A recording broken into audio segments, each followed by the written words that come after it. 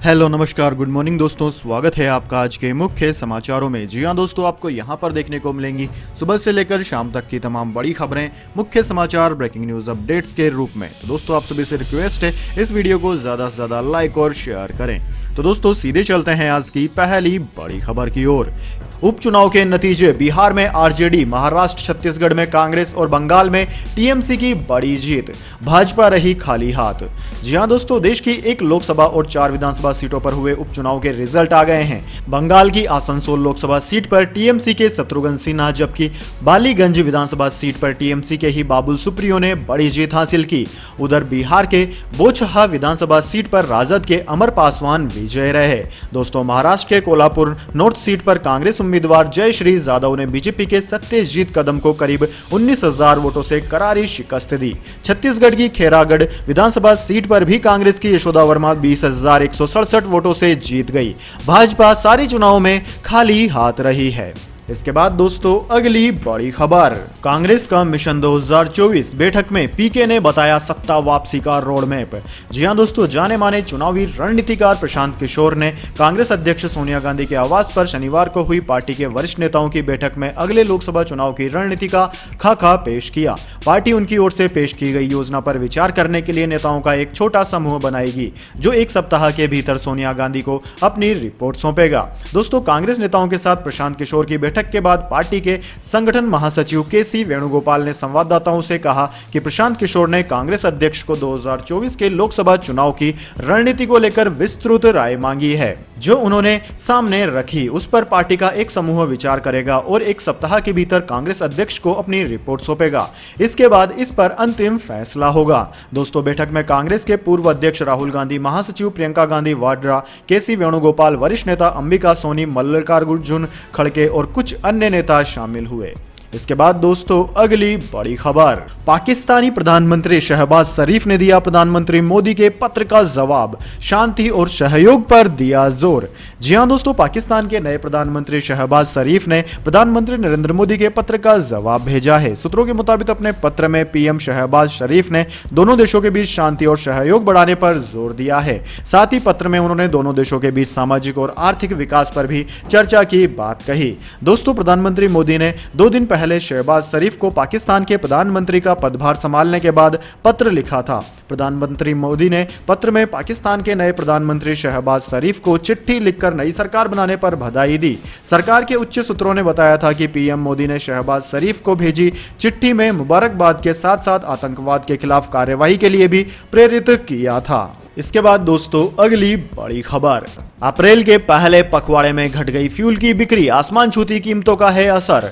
जी हां दोस्तों, अप्रैल महीने के पहले पखवाड़े यानी कि शुरुआती 15 दिन में देश में पेट्रोल और डीजल के साथ ही गैस की खपत भी घट गई है। इन फ्यूल की कीमतों में बीते 16 दिन में रिकॉर्ड बढ़ोतरी के चलते इसकी मांग घट गई है। नतीजा यह हुआ है कि अप्रैल के पहले पखवाड़े में देश में ईंधन की बिक्री घट गई। पीटीआई की खबर के मुताबिक पेट्रोलियम इंडस्ट्री के शुरुआती आंकड़ों में शनिवार को यह तथ्य सामने आया। मार्च के पहले पखवाड़े की तुलना में अप्रैल के पहले 15 दिन में पेट्रोल की बिक्री करीब 10% कम रही और डीजल की मांग भी 15.6% घट गई है। इसी तरह 1 से 15 अप्रैल के बीच रसोई गैस एलपीजी सिलेंडर की खपत भी मासिक आधार पर 1.7% कम रही।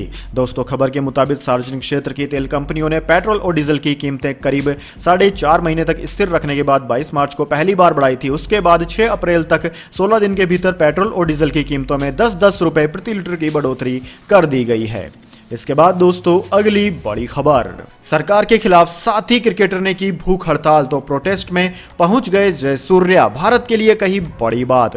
जी हां दोस्तों, अपने खेल से दुनिया भर में श्रीलंका का डंका बजाने वाले विश्व कप विजेता क्रिकेटर भी बदहाल देश के समर्थन में सड़कों पर हैं। राजधानी कोलंबो के पोश इलाके गोल्फ फेस ग्रीन में प्रदर्शनकारियों के बीच पहुंचे पूर्व क्रिकेटर दमिका प्रसाद ने जहां 24 घंटे उपवास रखा तो उनको समर्थन देने के लिए सनत जयसूर्या भी पहुंच गए। दोस्तों आपकी जानकारी के लिए बता दें, श्रीलंका फिलहाल आर्थिक संकट से जूझ रहा है। श्रीलंका मुश्किल आर्थिक दौर से गुजर रहा है। अभी के हालात वहां पर भयानक है। वहां पर जनता चाहती है कि उनके राष्ट्रपति और प्रधानमंत्री अपने पद से इस्तीफा दे दें और नया प्रधानमंत्री और राष्ट्रपति पद संभाले। इसके बाद दोस्तों अगली बड़ी खबर, पूर्व क्रिकेटर हरभजन सिंह का बड़ा ऐलान, दान करेंगे राज्यसभा की सैलरी। जी हां दोस्तों, पूर्व क्रिकेटर और वर्तमान में आम आदमी पार्टी से राज्यसभा सांसद हरभजन सिंह ने नेक पहल की है। उन्होंने ऐलान किया है कि वह अपनी राज्यसभा सदस्य के तौर पर मिलने वाली सैलरी को किसानों की बेटियों के लिए दान करेंगे। इसको लेकर हरभजन सिंह ने ट्वीट करते हुए लिखा कि वह अपनी सैलरी शिक्षा और किसानों की बेटियों के कल्याण के लिए दान करेंगे। उन्होंने लिखा कि राज्यसभा सदस्य के रूप में मैं किसानों की बेटियों की शिक्षा और कल्याण के लिए अपनी सैलरी का योगदान देना चाहता हूं। मैं अपने राष्ट्र की बेहतरी में योगदान करने के लिए राजनीति में शामिल हुआ हूं और वह सब कुछ करूंगा जो मैं कर सकता हूं। इसके बाद दोस्तों अगली बड़ी खबर, बीच आईपीएल में हो सकती है सुरेश रैना की सीएसके में वापसी। दीपक चाहर के बाहर होने के बाद फ्रेंचाइजी की रैना से जारी है बातचीत, जल्द होगा फैसला। जी हां दोस्तों, सुरेश रैना की चेन्नई सुपर किंग्स में वापसी हो सकती है। दीपक चाहर के आईपीएल के 15वें सीजन से बाहर होने के बाद उनकी जगह पर रैना को शामिल किया जा सकता है। सूत्रों के मुताबिक रैना से बातचीत चल रही है, पर अभी इस पर फैसला नहीं हो पाया है। रैना को आईपीएल में कोई खरीदार नहीं मिला था। रैना पिछले सीजन तक चेन्नई सुपर किंग्स के ही हिस्से में थे। चेन्नई ने उन्हें रिटेन नहीं किया था। वहीं ऑक्शन में भी किसी फ्रेंचाइजी ने उनमें दिलचस्पी नहीं दिखाई थी। उनका बेस्ट प्राइस 2 करोड़ रुपए था। दोस्तों, चेन्नई सुपर किंग्स के सूत्रों के मुताबिक आईपीएल की कमेंट्री कर रहे सुरेश रैना को सीएसके फिर से अपने साथ जोड़ सकती है। दरअसल अंबाती रायडू का प्रदर्शन इस सीजन में अच्छा नहीं रहा। रायडू अब तक खेले गए 5 मैचों में 20 की औसत से 82 रन बना पाए हैं। चेन्नई को 5 में से अब तक केवल एक ही मैच में जीत नसीब हुई है। इसके बाद दोस्तों अगली बड़ी खबर, कम्युनल वायलेंस, सांप्रदायिक हिंसा पर विपक्ष का साझा बयान आया, दोषियों को सजा की गई मांग।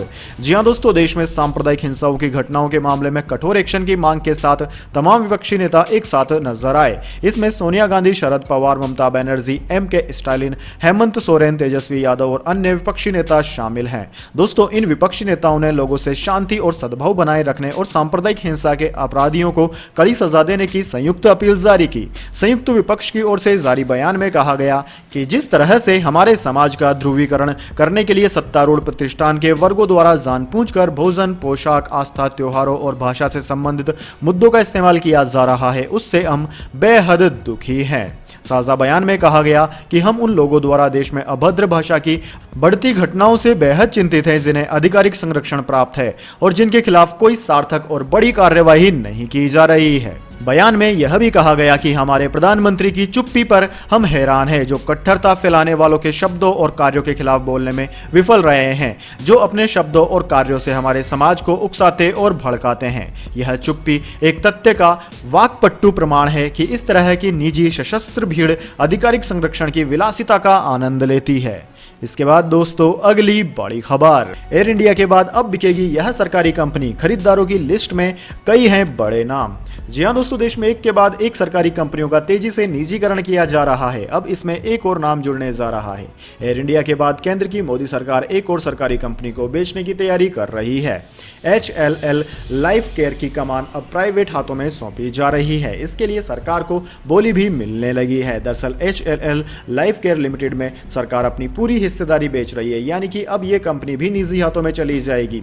लाइव मिनट में छवि खबर के मुताबिक इस कंपनी के खरीदारों की बोली आना भी शुरू हो गई है। भारतीय कंपनी समूह अडानी ग्रुप और पीरामल हेल्थ केयर सार्वजनिक क्षेत्र की दवा company HLL life care limited को खरीदने के लिए दौड़ में सबसे आगे चल रहे हैं। इसके बाद दोस्तों अगली बड़ी खबर, 4 वजहों से नींबू की कीमतों ने तोड़ा रिकॉर्ड, 400 रुपए किलो तक पहुंच गए हैं दाम। जी हां दोस्तों, पिछले कुछ दिनों में नींबू की कीमतों ने सारे रिकॉर्ड तोड़ डाले हैं। आमतौर पर 50 से 60 रुपए किलो में बिकने वाला नींबू अब 300 से 400 रुपए प्रति किलो पर पहुंच गया है। आमतौर पर 2 से 3 रुपए में बिकने वाला एक नींबू अब 10 से 15 रुपए में बिक रहा है। गर्मी के दिनों में जब नींबू की जरूरत सबसे ज्यादा होती है तो रिकॉर्ड तोड़ कीमतों की वजह से नींबू आम आदमी की पहुंच से दूर हो जाते हैं। दोस्तों, आपकी जानकारी के लिए बता दें, पिछले 15 दिन से देश में नींबू की कीमत में तेजी से उछाल आया। देश के ज्यादातर शहरों में 250 से 400 रुपए प्रति किलो तक नींबू बिक रहा है। अब इसके पीछे भी एक कारण है। दरअसल दोस्तों, आंध्र प्रदेश देश में सबसे ज्यादा नींबू उत्पादक है। यहाँ 45,000 हेक्टेयर के क्षेत्र में नींबू उगाया जाता है, लेकिन इस बार नींबू की फसल थोड़ी कमजोर रही है। इसके अलावा मौसम की वजह से नींबू के लगातार 2 सीजन हस्त बहार रहे हैं। इसके बाद आने वाले अंबे बहार फेल हो गए, इससे नींबू का उत्पादन गिर गया। इसी वजह से नींबू की कमी आ गई मार्केट में और नींबू की कीमतें लगातार बढ़ती जा रही है। इसके बाद दोस्तों अगली बड़ी खबर, KGF 2 की सुनामी 2 दिन में वर्ल्ड वाइड कमाए 304 करोड़। हिंदी वर्जन में 2 दिन में 100 करोड़ कमाने वाली पहली फिल्म बनी। जी हां दोस्तों, यश स्टारर KGF 2 को इंडिया में जबरदस्त ओपनिंग मिली है। फिल्म ने हिंदी बेल्ट में दूसरे दिन 46.79 करोड़ रुपए कमाए। इसी के साथ फिल्म ने सिर्फ हिंदी बेल्ट में 100.74 करोड़ का बिजनेस कर डाला। हिंदी वर्जन में 2 दिन में इतनी कमाई करने वाली यह पहली फिल्म है। इससे पहले बाहुबली 2 ने 2 दिन में करीब 81 करोड़ की कमाई की थी। वहीं KGF 2 फिल्म का दूसरे दिन वर्ल्ड वाइड कलेक्शन 139 करोड़ का है। पहले दिन का वर्ल्ड वाइड कलेक्शन 165 करोड़ का रहा। फिल्म का 2 दिन का टोटल बिजनेस 304 करोड़ रुपए का हो गया है। दोस्तों करीब 100 करोड़ के बजट में बनी इस फिल्म में कन्नड़ एक्टर यश के अलावा संजय दत्त और रवीना टंडन भी शामिल है। फिल्म का डायरेक्शन प्रशांत नील ने किया है।